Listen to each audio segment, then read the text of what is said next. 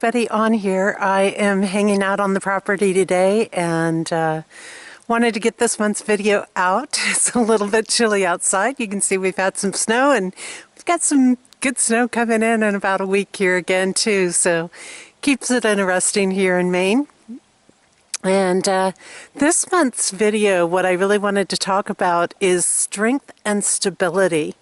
And the strength and stability aspect is very, very interesting. It's something that's going to play a lot into our codes as February comes in. It's playing in here at the end of the month. And with these two pieces, it's so important because our codes talk a lot about what it takes to make a strong, thriving, abundant community. Whether that is your own town community or whether that is a community such as a community of farmers or environmentalists or whatever grouping you want to talk about in there. And with this dynamic, it's really important for a community to be able to thrive and be abundant. It's got to have strong individuals. And I am finding from a lot of people some of their biggest challenges right now are whether they are feeling strong and stable in their life. And the strength and stability is something that a lot of people are telling me, I'm kind of wavering a bit these days. Some days I'm really strong, and then some days I'm not feeling so strong, and I feel like I'm falling backwards a little bit. And I kind of want to reassure people that this is part of the process. This is part of what is happening in our lives and what is happening in the world. And when you have a lot of unpredictable factors going on in the world, like we do, then it's very easy to have strength and stability shaken up. So this can be a really powerful couple of pieces to work with. And strength in our life, a lot of people think, okay, when you're standing strong, everything's in flow, everything's going abundant. Well, strength actually is developed from hardships most of the time. And so when we're going through these hardships, these challenges in our life, this is where we're really building our strength. This is where we're getting it from. The strength doesn't come from the easy times. And so that's part of what makes the challenges, the uncertainties, so powerful in our life. When we look at strength from a code perspective, it actually has a lot to do with learning how to use your own inner resources, your own personal mindset, your own spirit, your own creativity, which is all about tapping into your God self, so to say. It's all about tapping into that divine energy, your soul self, and connecting with that and being with that and working with that. And oftentimes strength comes out of not having resources. It comes out of a lack of resources. And that's where a lot of my strength, a lot of Jesse's strength has happened along the way. And it is where a lot of that has developed from. So when you consider these pieces, it's really valuable to realize that these aren't just things that are an easy ride a lot of times. And so when we start to break down strength, what we realize is that we're not going to have the resources necessarily to work with.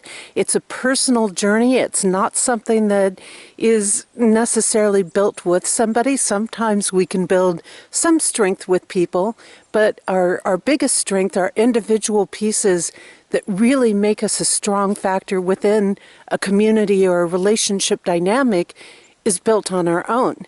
So oftentimes for a community to be strong, you need the individuals to be strong first. And in that component, when we look at how the energy of strength flows, what it's about, we find that strength starts with the self. It starts with an inward reflection, an inward path and process. And then it is from that inward connection, again, that divine soul connection, that we will unfold what true victory is. And that is where we are going to find the ability to face those long-standing trials and challenges and initiations and unfold some aspect of victory for ourselves. And it's a personal victory. It's not a community victory necessarily when we're talking about strength. And then it is from that victory that we gain the energy to start looking at all the different possibilities that are available to us. It's where we gain the drive, the will, the desire to become more creative, to try something new, to try something different. And as we know that this is where we surpass a lot of things in life. It's through trying different things, being open to multiple options and possibilities and things. And then through that journey, what we do is we're really unfolding a realization that we can trust ourselves, that realization that no matter what is happening, and I'm sorry, my nose is itching a little bit here, no matter what is happening in life, that we can rely on ourselves. We can get through it. No matter what the situation is, we will be able to break through it. And once we can build this trust with ourselves, then we will be able to actually come in and see what is needed. And when we're able to really look at what's needed and really open our eyes and go, okay, what's needed? And a lot of times that comes through observation. And as we come to that realization, okay, this is what's actually needed in the situation. Now, how do I fulfill that need?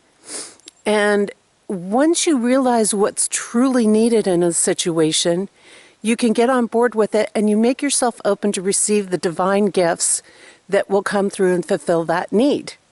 So that need is not about being in neediness, but it's about being aware of what is needed. Now that's a step of action. That's a step of place of reception. So once the gift starts to come in, we then can feel the victory. We can then really start to feel that sense of breaking through things, that sense of I am stronger, my soul is stronger, I have what is needed to move through anything.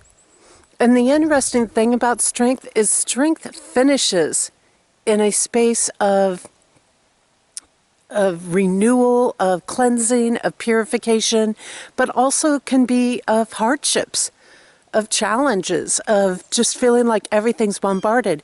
And that's where people, I think, sometimes get stuck and they feel a little broken when they're going through the strength process, because they feel like, no, I just broke through everything. I just had this little victory.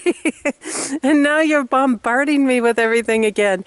And it's to start that cycle over again, to keep building the strength. And eventually you move from the challenges and the hardships into the purification and the refreshing aspect. You know, it's like the difference between a hailstorm and a rain type of thing. One feels very gentle and cleansing, and one feels very harsh and leaves you kind of feeling like you need to seek cover. So that's where you can really gauge at the end of that process whether you need to go back within again and re-move through the cycle, or whether you need to try something different, or you know, what point you're at with it. Now, stability is very interesting because stability also starts with the self. And in code, stability really comes from knowing that when things get still, when things aren't moving, when things appear not to be progressing in life, that we can still create from that space, that we're still going to be okay, even during the times when things get stagnant. And these are the parts that people worry about. And I equate this to kind of like when we've created stability for ourselves. It's that aspect of knowing, okay, if I was to get sick, or I was to get laid off temporarily or something like that, I could see my way through that. I have enough to cover myself because I've made myself strong already, or, you know, built the strength already to put myself into that position. And so the stability becomes a very interesting piece, because it's about being calm in those parts when we believe that things aren't moving. Now, the reality with stability is stability again connects back into the inner self, the soul self. And with the stability piece, it's really calling us to say, hey, pull out of that material world aspect. Pull out of that materialism, stop doing things for money, and start doing things because they fill your heart up. Start doing things because they are a powerful piece of who you are. And we find this by looking at those things that we do, no matter what even if we're not being paid for it. Those things that are of true service. It's that going over and saying, hey, my neighbor's having a hard time right now.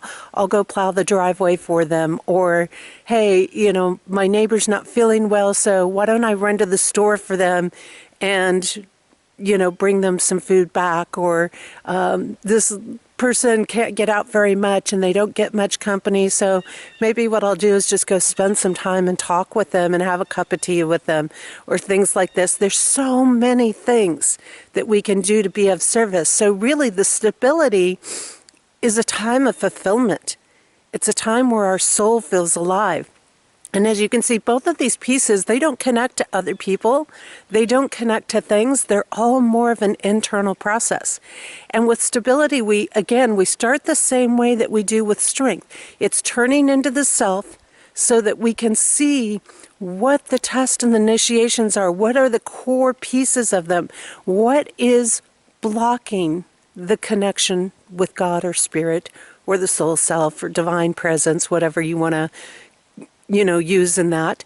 And then it is about, through understanding where we're disconnected, drawing in the wisdom that we need, drawing in that sacred divine wisdom, looking to that, realizing some people might want to call on ancestral wisdom at that point, and that brings us into the heart center. So you see, really, stability is centered in the heart when you get down to it. It's centered in what is your heart, what brings that soul energy out, what opens it up, what makes it present to your human self. And then it brings us into a calmness, a reflection, saying, let's stop and let's look at that. Let's look at why this is so powerful in our heart. Why are we feeling it so strong? What is it? Is it, and most of the time it comes down to unconditional love. It comes down to, hey, I'm doing this for the love of doing it. I'm doing this because this is soul related. It's divine related. It's generating beautiful things for other people and myself. And that creates a healing. When you can come into that realization, that acknowledgement, it creates this healing.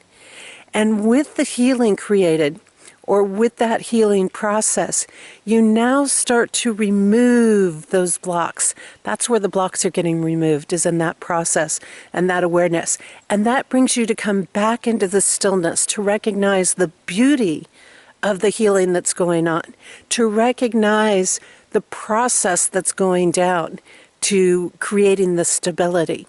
And then that allows you again to unfold the victories and realizing again that the victories are coming from standing in love, in integrity, in truth, in standing with God, with the divine presence, standing on that side, standing up for that energy. And when you do that, that will then unfold joy.